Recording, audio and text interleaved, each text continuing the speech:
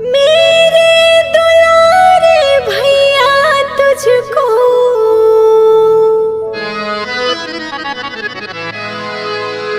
मेरे दुलारे भैया तुझको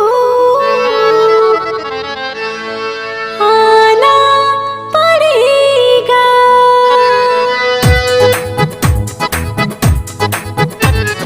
मेरे दुलारे भैया तुझको आना पड़ेगा। मेरे दुलारे भैया तुझको आना पड़ेगा। राखी का फर्ज तुझको निभाना पड़ेगा, निभाना पड़ेगा।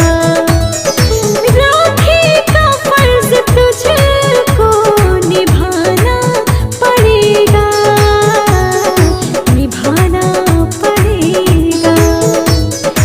मेरे दुलारे भैया तुझको आना पड़ेगा।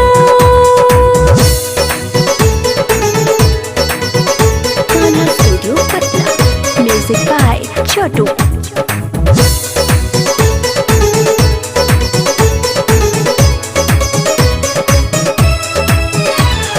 मांगू ना मैं खजाना, करना ना कुछ बहाना। मेरे लिए बहुत है बस तेरा मुस्कुराना।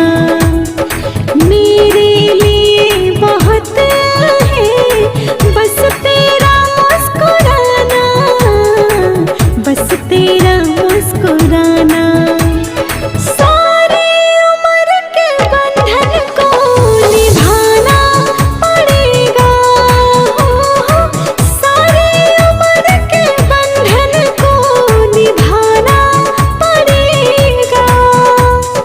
राखी का फर्ज तुझको निभाना पड़ेगा, निभाना पड़ेगा। राखी का फर्ज तुझको निभाना पड़ेगा, निभाना पड़ेगा।